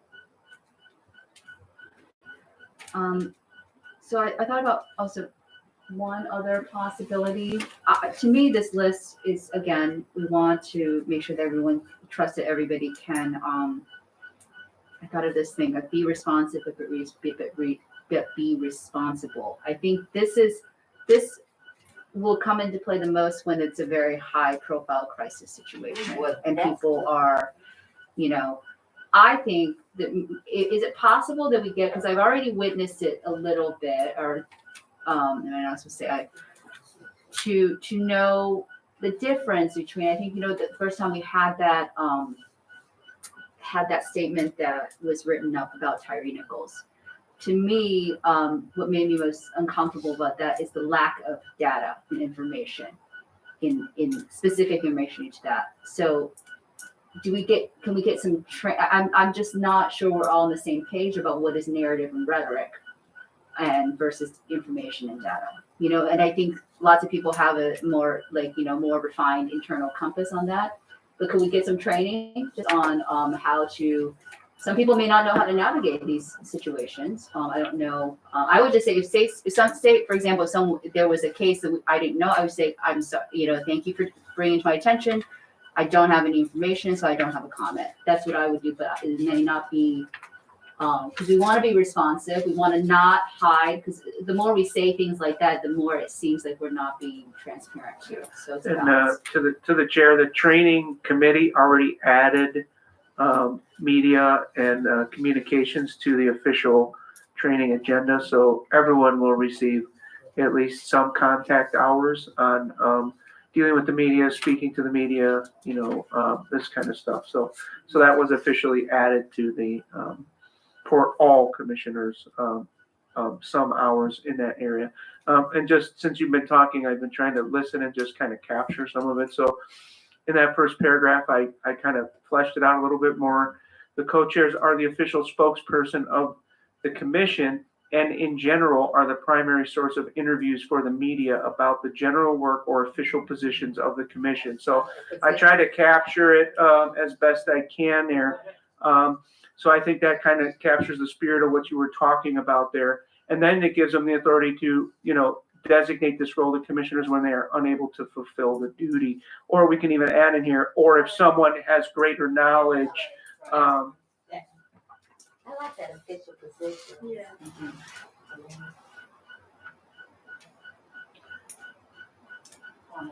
Yeah, a specific topic. Sounds like you're professional. So that's kind of the spirit of the conversation. I think there we fleshed it out a little bit more. I think that's more comfortable. Yeah, I guess I'm being hyper vigilant because I help students with their SATs, and if you know the SAT section, there's the reading section. There's 3 types of. One's a narrative, that's very clear, and the other 2 is that one is a rhetorical piece, an opinion piece, and the other one is informative piece.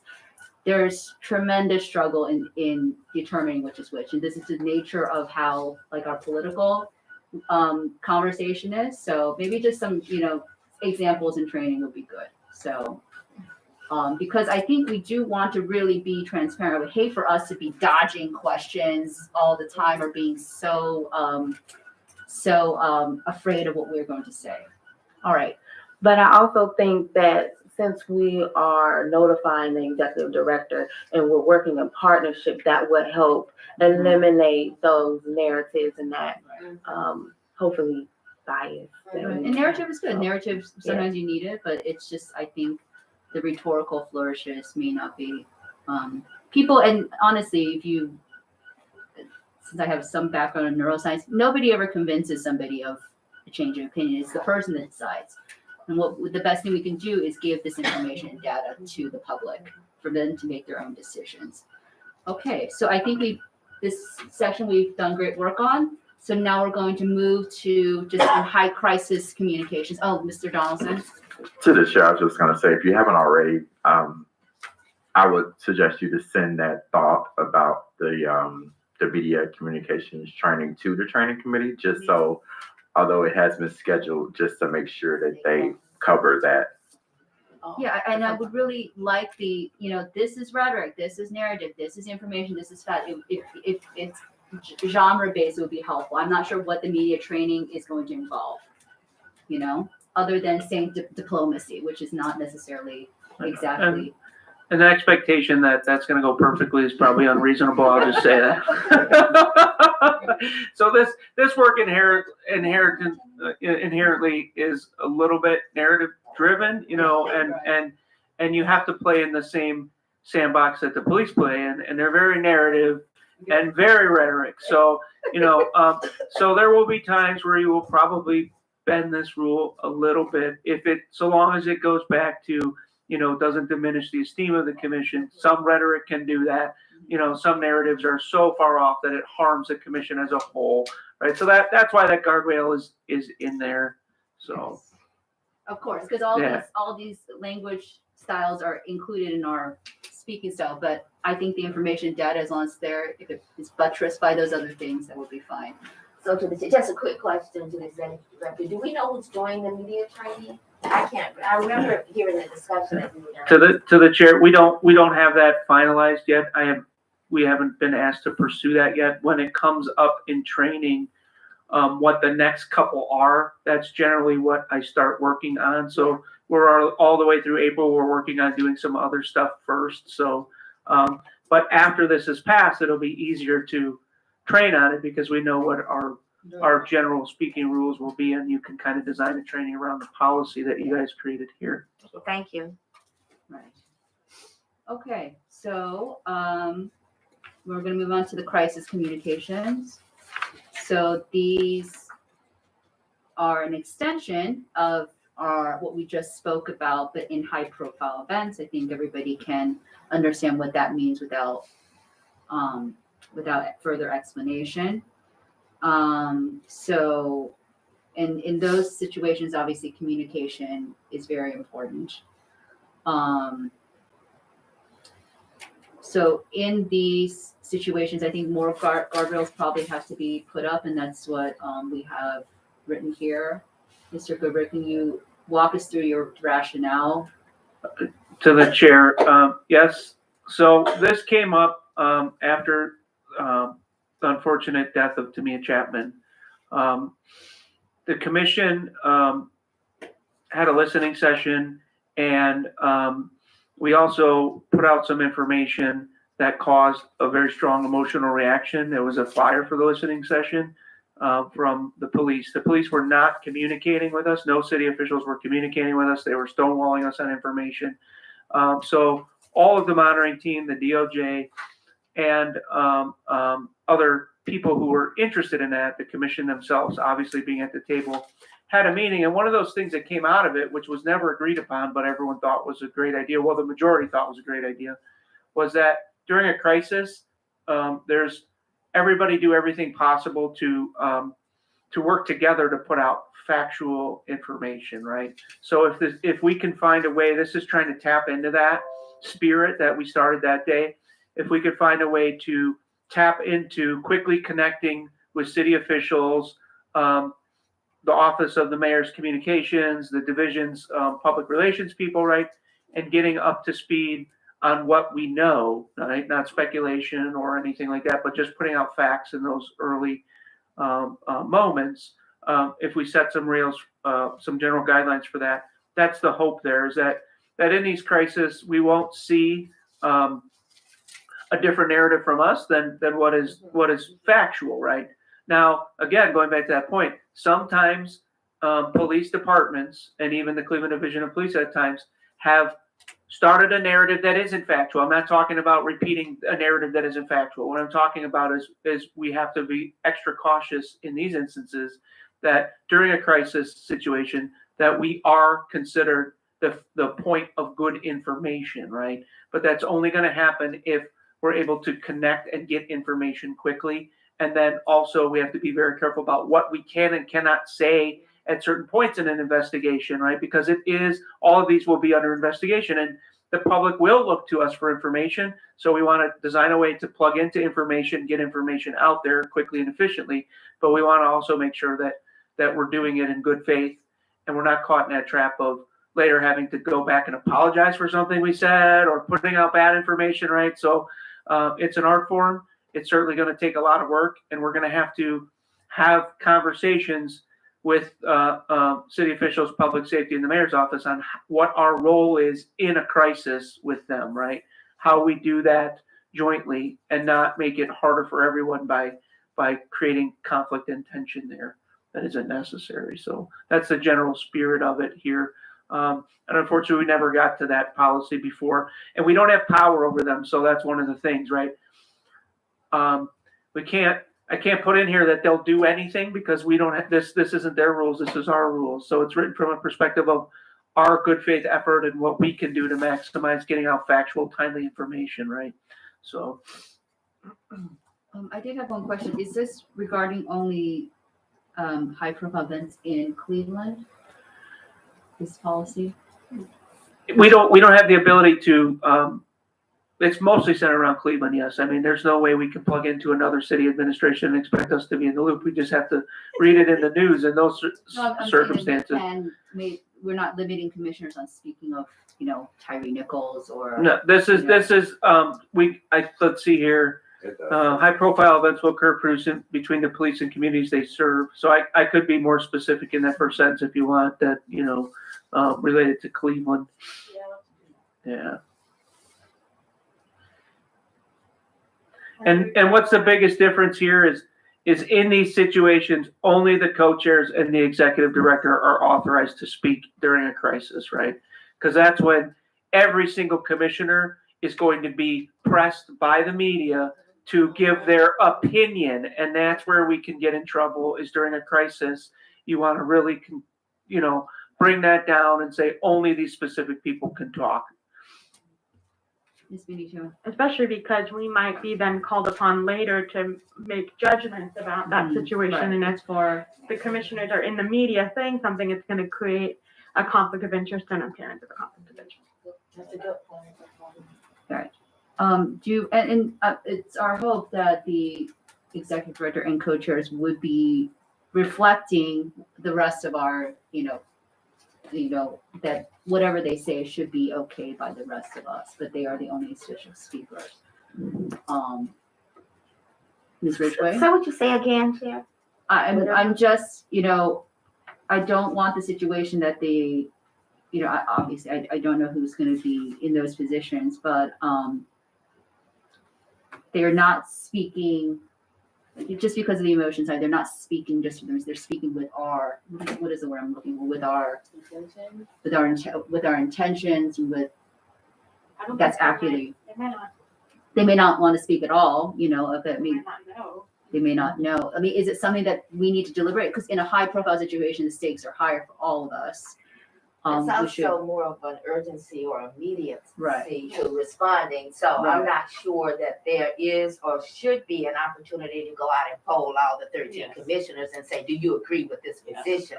I think we have to trust those people in those positions. I think we have to trust the people in those positions working with the executive director to come up with an appropriate response for media. I don't think it's something that we need to poll the commission. But should we make sure that they work with the executive director on this? It says that. Does it? It says that. No, it's only that they have to work in collaboration. I think we're getting in the weeds. I think that it says that only the two. I think we're getting in the weeds. I think that the co-chairs and the executive director are going to be working together on a close basis just per their roles. For example, the co-chairs are the supervisors, the executive director. So I don't think that needs to be put in this policy. Also working with the city of Cleveland. Yeah. I mean, it's more than just, So, sorry, go. To the chair, just to clarify, are you saying that the verbiage you're thinking is not in this already? Or it should be- I'm thinking about the possibility, and I might be in the weeds or overthinking. What do we do about the situation that a co-chair says something that is so off the? Is there a process for how do we bring them back? I think that, to the chair, the problem here is we shouldn't be electing co-chairs we don't trust. That is the thing I would say to any board or body is you're putting faith in these leaders. Make sure you elect the right people that you see what their responsibilities are. That spokesperson is one of them. It would be unusual if people elected people in that position that they didn't think could serve as the spokesperson, since it's like the first thing you listed as the primary responsibilities. So my only suggestion to the dealing with trust is make sure you vet that when you're going through your elections process and you're asking questions. You have to get the vote that you have to have faith. If that's important to you, ask questions about how will you handle situations as a spokesperson. That's the best way I could say it is you have to trust the leaders you elect. But I think we should make it clear to them that when they speak for the commission, they're speaking for the commission, and not, it's a position that it may not be every nuance of what they believe, right? That's what I just, because you're giving them responsibility, it's hierarchical in some ways. I wouldn't even know how to, yes, it is an act of trust, but we obviously have to make sure that there's an understanding. I'm hoping that there will be. But I guess I'm under the understanding, just because it's a crisis, they still kind of follow some of these guidelines above. That just because they're in a crisis, they're not just throwing this all out and speaking. I guess that's my assumption. Yeah. But I guess if you want to clarify that, that they still adhere to the guidelines set forth above. Right. So I guess that's a my, reference, so they're still following these guidelines. In my opinion, they're still communicating with the executive director to ensure the information is factual, Mhm. and that, it's based on data. Mhm. And that's a good sometimes solution, if yeah. the media might call, you might say, okay, can you give me an hour or 2 Mhm. hours? I think that's Mhm. a really a feasible solution. And then that gives you time to speak to the executive director. And it may be in that time you might text and say, hey, I have an hour or two. Just because the media contacts you at this moment, that doesn't mean, Right, or you might This is know. why I wanted, at least it is advisable to collaborate directly with the executive director or speak with them. But I mean, Jason's always seems to be generally available. To the chair, you want to be able to be responsive, right? So that's the main reason this too is, you have to trust. We have put out statements on your behalf when a crisis happens that are very simple because we know how to do it. They simply say the commission is aware of the event, and is working to gather factual information and will keep the public updated. Those things you have to trust that the co-chairs can do that the executive director can do that staff can do that, so it doesn't look like you're asleep at the wheel as a commission, and you don't have to go through that long process of 13 people having to agree on 3 sentences. So that's what this is designed to do, is empower people to be able to just do that much, at least at the minimum. To the chair. Mhm. I just want to add one comment. This is a little bit different, even though we're looking at these other pieces and parts that we should be following when they speak. This is a little bit different because crisis communication is a coordinated effort. Mhm. It's not just the police commission or the executive. It's really them, the city of Cleveland, and maybe the division of police as well. So you've been using the term guardrails. So there are some inherent ones in this process that are not in the other. So I think there are even more guidelines for how we speak in crisis communication, because it's a coordinated effort, which the other one, we don't have to consult if we're talking about something that we're doing within our own commission. So I just wanted to say that so we realize that it's greater than just the previous guidelines for communication. And just 2 points, we're at 10 minutes, Yeah, Chair, 10 just so minutes. you're aware. So here, the part I've highlighted there, we have to work jointly with the city to ensure that the public has factual understanding of the event. And remember, integrity of the investigation matters. So to the point, if we're seen as interfering in an investigation, that is not appropriate for us to do that, right? We can watch the investigation for integrity, right? But we don't want to interfere in it, and we certainly don't want to start the trial of public opinion and seem like we're biased in any direction in those early hours without having factual situations to support that. Right, and then there's also another guardrail, which is the community's reception on. So if these co-chairs have to be mindful of the community that they're speaking to, and as commissioners, we'll eventually have our ability to express ourselves during if there's a trial or investigation. So I guess is there a time that it becomes not high profile, or is there a point? And I think it says in here, while it's under investigation. Okay. Yes. that should be emphasized. Okay, so, yes, Ms. Benito. To the chair, so in crisis communication, so would, for example, a case that goes to the CPRB, and then the CPRB makes a recommendation to the Director of Public Safety, and then a decision is made, and then let's say that case comes to our commission. Do we want to, I mean, I'm assuming that is far beyond crisis communication, because that crisis period is over. Do we want to have something that says that, I guess it's kind of covered under the confidentiality Yeah, I think that, part of the, I just was wondering if we want to explicitly say, you know, just maybe, because disciplining cases are something that we will be doing, if we want to explicitly say individual commissioners may not comment on. right, because it's not just high profile cases. We need to maintain the integrity of all the investigations. So should that be in the first section? To the chair, yeah, we can add, a rule in here that, but generally, some elements of investigations are open to public. So, there's more nuances there to just say, don't comment on any investigation. I think that we should get some deeper outside counsel on if we want to go there.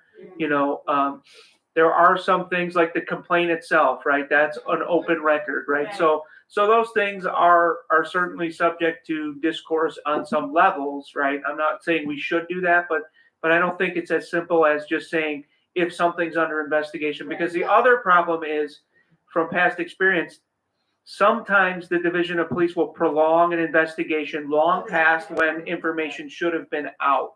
And in those instances, for the first time, you may have power to compel information out that you haven't had before in the interest of the public. So we haven't gone there yet, but there's all kinds of nuances. I wouldn't say that we should just put in there if something's under investigation, because to me at Chapman, it took almost 2 years before they officially closed that investigation, and we had asked and asked and asked and asked, and some of those things had already been you could get through public record, and we still hadn't seen them. So, there's a lot of nuance to a broad statement like that.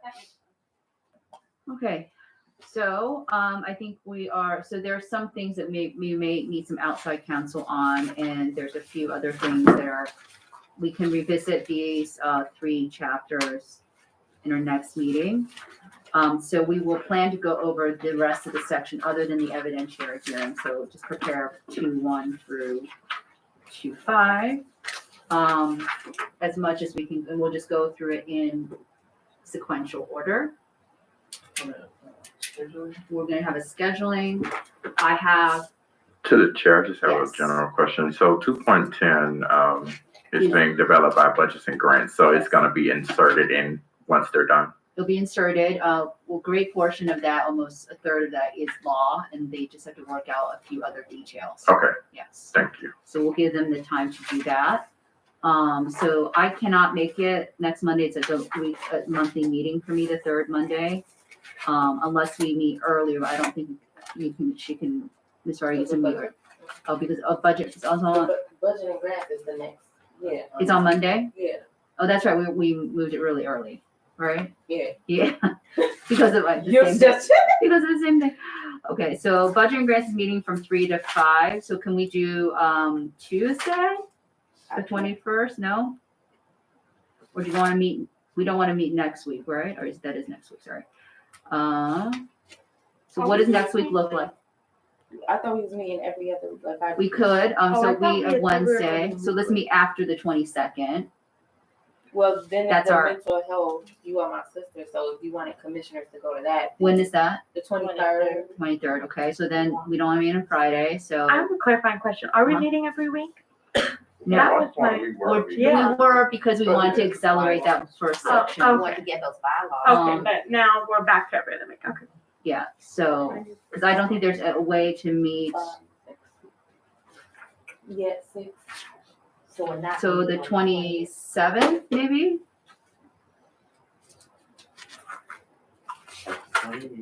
Unless we don't want to meet on 24th, right?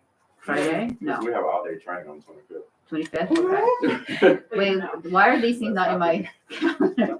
She's just better to have. The 27th works for me. Okay, let me check my other calendar. A Monday. A Monday, I have 2 weeks nothing. from today. So I may be out of town. But you can go on without me, that'd be my first. Oh, you can't do it on the 27th? Can you call in? And under the city law, you can call in and you I can can call even in. vote, so I that's, can call yeah. in.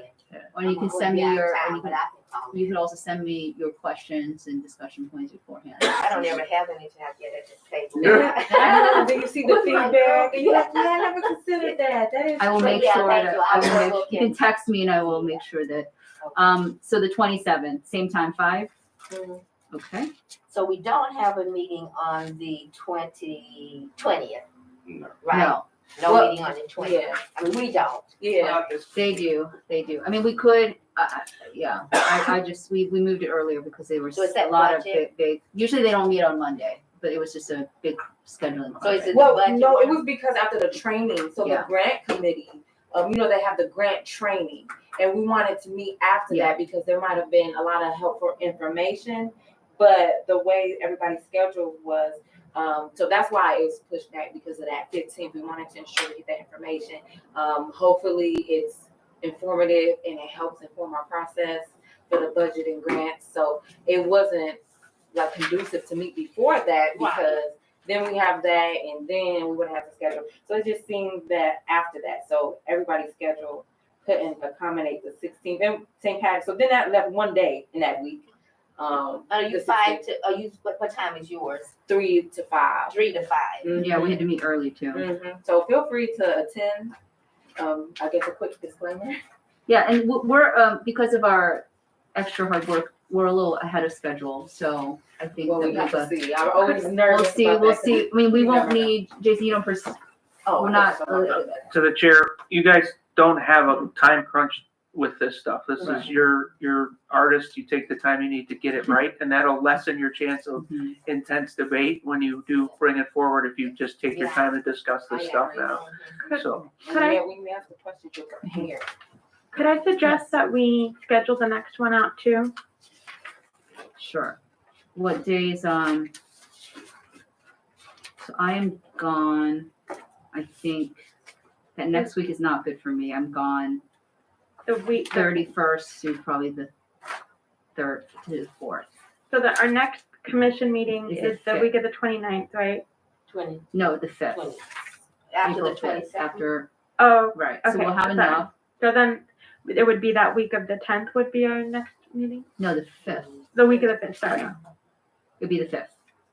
so on the schedule here. No, that's the next full commission meeting. That's what, that's what. Yeah, so I'm saying yeah. our this next. Oh, Yeah, this and I- next week, so and we're to having the- To 27th. the chair, I think we may have, so we agreed to do the second, and, so what it did on this calendar, this is an error. It should actually be the 12th and the 20th. I think we agreed to do the 2nd and 4th Second and fourth. Wednesday. So when it mathed it out in the calendar automatically, that is an incorrect date because we actually have elections scheduled for the 12th. So I think, Oh, yeah, yeah. this is an error that I'll need to address here. Oh, okay.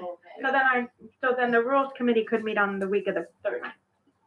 Right, but I'm gone the 3rd and the 4th, if you want to Okay. meet 6th and 7th. Well, so we can also meet 5th, right? Oh, so we don't have anything on the 5th, so I might have to be gone on the 5th too. I moved it. So 6th or 7th or 10th and 11th. I would What vote could the be 6th. 10th? Huh? I mean, Oh, the 10th. Is it a holiday? yeah, well, 10th is the day after the holiday. Oh, you sure? yeah. So then before Easter, 6th, 7th? The 6th is good for me. I'm all mixed up. So April 6th. I'm off on the 7th. Does anybody need to leave for the weekend early? Does So anyone- not Friday. Does anyone need to go to Holy Thursday Mass? Just in case. Or the 11th. I'm okay with the 6th. Is the 6th okay? Let me check my other calendar. Because How did our I next- merge these? Because the meeting is on the 12th, so it might be nice to. Yeah, You don't wanna do it right before the meeting. yeah, exactly. The 6th, I have nothing. But we don't have anything to report anyway yet. No. It'd just be a status report, there's no action. Yeah. For that first meeting from the Rules Committee. Well, I think it's gonna be approving this in elections. That's what it sounds like. Oh, no, the elections, yeah, but we I don't. mean, and I don't think the Well, wait, Jason's suggestion was that if we do have sections that are finished, we then can do. Wait, so when is our next commission meeting? on the 12th. So, No. yes, I'll, No, I'll, 20th. Sorry. right, the 12th, 29th. our next one is, 22nd. yes, the 22nd. Wow. And then, yeah. then Oh, it'll be because of the 12th. days, so it becomes, then it's gonna be 3 weeks till the next one, the 12th. So, because we said specific, if Second, I'm fourth. correct, I could be wrong. It wasn't just every other No, Wednesday, second, it was the second and fourth Wednesday of every month. So sometimes you get those long months or it falls weird, so. Okay, so then it will be the 12th. Okay, so we will meet on the 6th, 5 to 7. The same. April 6th, 5 to 7 rules. Okay. Both of them have been created. So we have the 6th for committee. The 2nd and 4th for commission, right? Mhm. What was Monday, the No, 27th? no, not 2nd, 4th. No. 2nd and 4th Oh, The- 2nd and 4th. for commission. Wednesdays. I'm not calling the day, but the Yeah, day. 2nd and 4th. 2nd and 4th. for Wednesdays. commission, Wednesdays. So that would be the 22nd and the 12th. 22nd of March and then the 12th of April.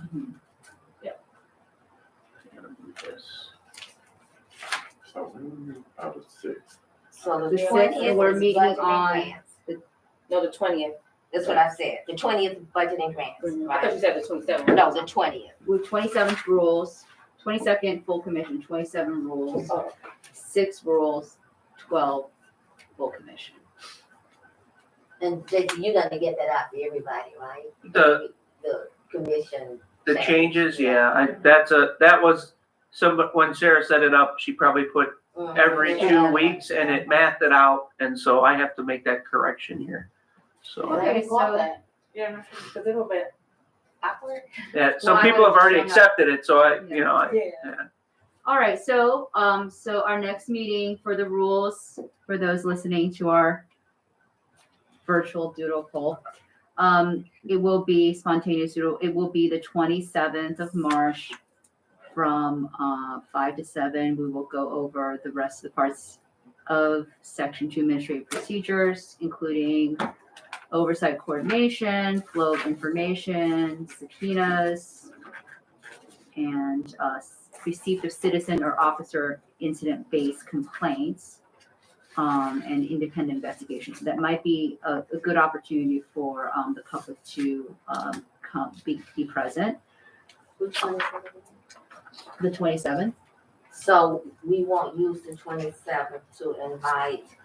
Oh, we are. We need to invite them too. So we have, the next one that you scheduled, the 27th, will be the one I will invite someone from Cuyahoga County Prosecutor's Office and someone from the division who can speak to what they're doing with Brady Giglio. So we'll start with the Brady and get through as much as the other sections as possible. And if there's a conflict, what I'll do is I'll ask them about the next meeting on the Right. 6th, so April 6th. If for some reason that's a problem, I'll just move that section to the 6th, Yeah. so. Yes, right. Yeah. So, okay, so regardless, the public is welcome for a comment and to be present. These are meatier kind of procedures. And we are at the end of our agenda. It is 7:06. Would anybody like to I move that we adjourn. all, I don't think we should go. yeah, We don't have to we vote. agree. We don't have to vote. A second? I second. Okay. We Yeah. are adjourned. Thank you so much. Thank you. When it's already scheduled, when the meeting is when the adjournment is already scheduled.